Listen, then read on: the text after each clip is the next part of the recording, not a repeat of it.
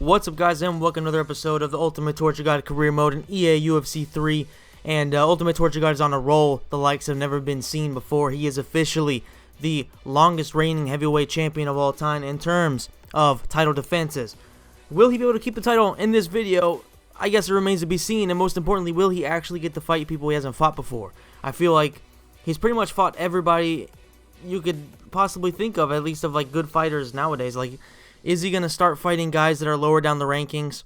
I guess it remains to be seen, and there's the answer. It's going to be like the fourth fight with Francis Ngannou, so I guess knocking him out twice wasn't enough. It's time for the third potential knockout. I guess if Ngannou wins, then the rivalry is right back open. It would be, that would be fair, I would say. And it's going to be taking place in Rio de Janeiro, so literally the most nonsensical matchup to have in Rio. I mean, I know Brazilians love MMA, but usually Brazilians love MMA when there's Brazilians fighting. So it's kind of an awkward choice there by the UFC, but I'm pretty sure UTG at this point transcends nationality. He transcends the sport of mixed martial arts, and he is by far the most famous person to ever grace the octagon. I guess maybe Conor McGregor might be more famous, but he's definitely getting there, UTG, and he's getting there based on actually defending his title and stuff like that, not just based on talking.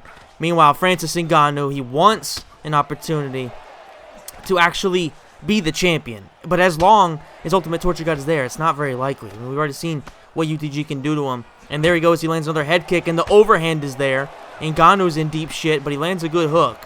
Have to watch out for that, because as always, Ngannou only really needs one or two shots to put you away. And Ultimate Torture God can't get too cocky here. Maybe overconfidence could be a thing. Having already beaten him twice, he got caught by just a perfectly timed right straight to the chin, but he doesn't really do anything to UTG, who pushes him back with a good kick, misses with the Superman punch. And right, so far, interesting fight. Ngannou on the ground, and as always, oh, I thought it was over. Francis Ngannou taking a beating right now. Interesting fight. Was not what I was being kind of sarcastic there, considering it's like we've already seen this a million times. Unless Ngannou can submit him, yeah, I just said that. Unless Ngannou can submit him, he has no chance. Francis Ngannou is hurt again. Landing his own combinations, though, I will give him that. He's at least trying. He definitely has heart. I guess after being pounded on by Stipe for 5 rounds, you kind of get used to taking a beating. And, of course, what UTG has done to him so far. Oh, the UTG kick is there. And the uppercut, and this time it's over. UTG has defended his title for, what, like the 5th time in a row? I think it's 5. Regardless, just continues to extend his lead as the UFC heavyweight with the most title defenses. Licks the blood of his opponent, which he's already tasted multiple times. And he moves on. I mean, like, honestly, I have no words. Like, I am truly shocked that UTG has become this good. Like, literally, everything he did was identical to OGTG in terms of training camps and stuff like that. Only difference is OGTG never got anywhere near this good. And that just kind of pushes the narrative that maybe this is just OGTG building up. So his starting point was where OGTG's maybe peak. So interesting development there. Meanwhile, Dos Santos once again is going to be taking on Ultimate Torture God. I think this is only the second time they fought, though. So at least it's a slightly less common matchup for UTG. And Dos Santos, I will say, he does have a few things he could potentially do to actually threaten Ultimate Torture God. The only problem is his chin isn't good anymore. Really, his shot selection is pretty terrible. So if Ngannou wasn't able to put down Ultimate Torture God, I really have a hard time seeing Dos Santos doing it. But I will always favor Dos Santos getting title shots and getting as much money as possible, because he's one of my personal favorite fighters, as I've already stated in this series. He probably is my actual favorite fighter.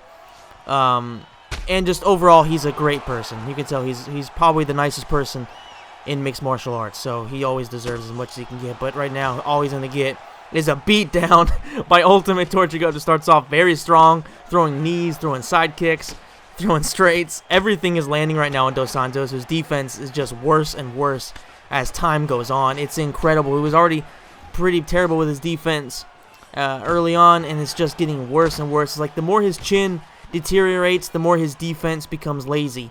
And it's just on show right now against Ultimate Torture who isn't a guy you can do that against because he has so many tools and he throws them with pretty much every single thing he throws has just terrible intentions. Once again, Junior Dos Santos is hurt, stumbling backwards with UTG stalking him, trying to get the finish.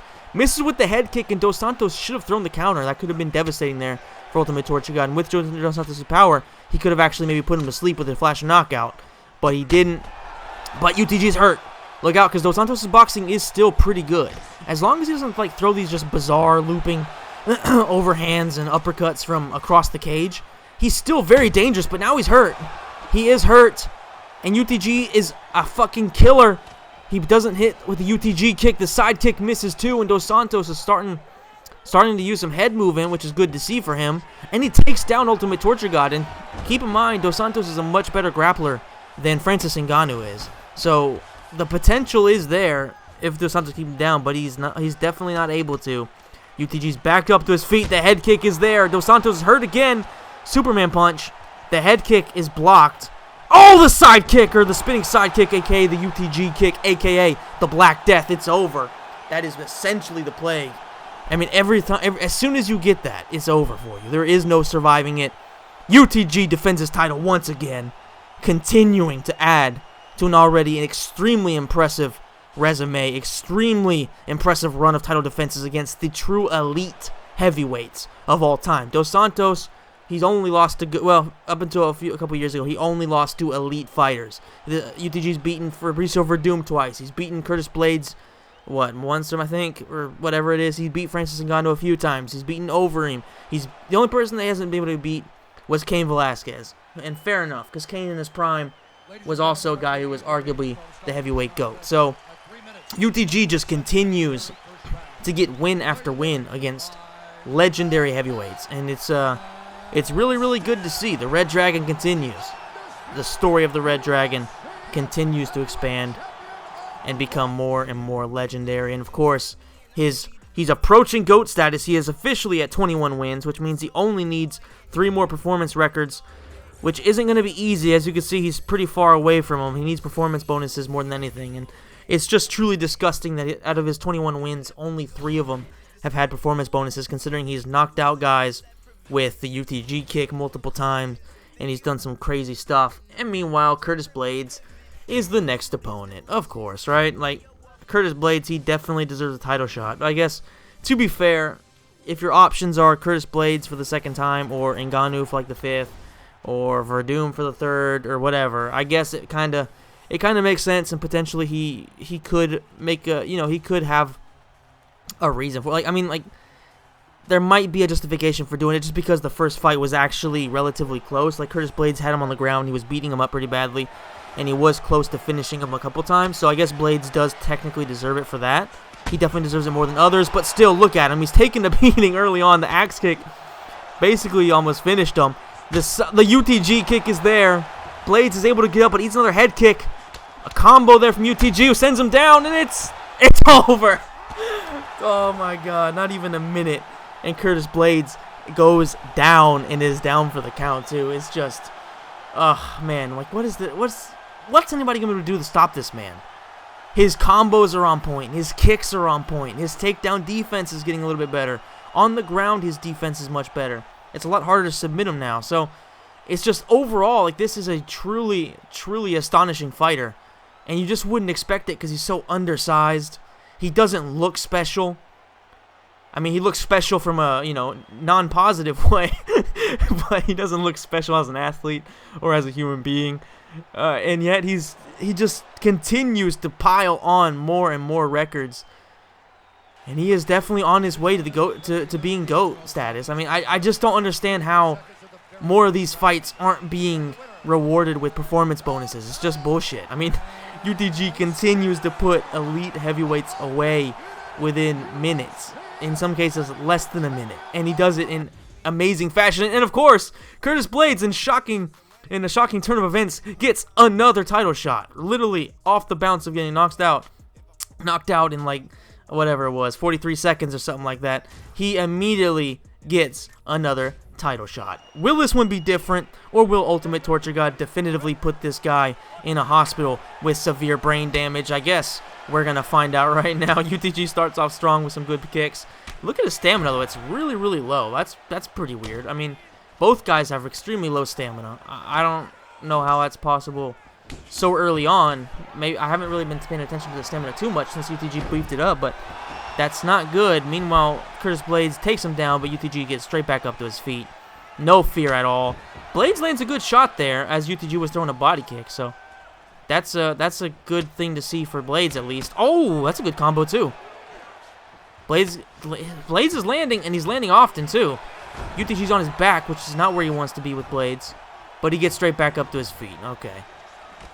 So far, UTG has been struggling in this one, but he rocks Curtis Blades, and we know how UTG is. Once he hurts you, it's not very likely you're going to survive.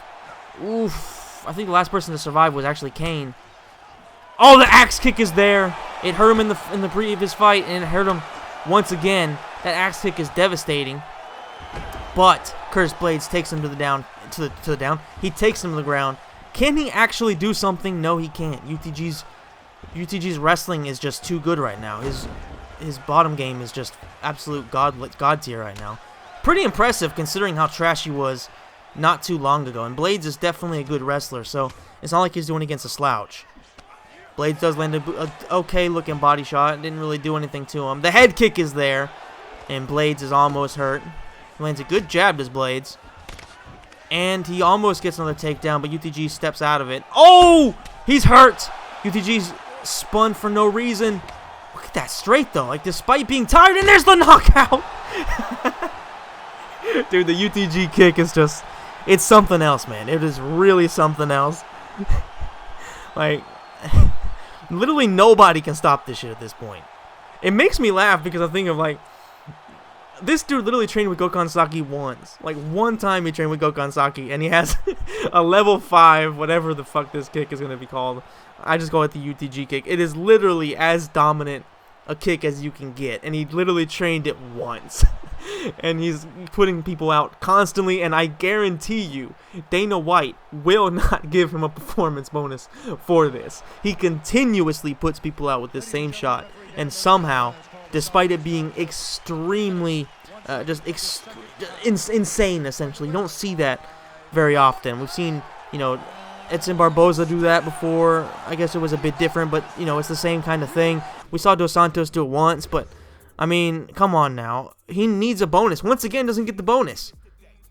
Did he get the bonus? I feel like he got a bonus in the previous fight, though. I didn't notice that. He's at 4 now, where he was at 3 before, so maybe the UFC gave him a bonus before. Regardless, no bonus this time, but he does get a new UFC contract, reaching legendary status, making $200,000 for show and $250,000 for win. So he's finally starting to make some bank. Still far away from the, you know, from the $1 million payday he wants, but he is starting to get there. So I hope you guys enjoyed this video.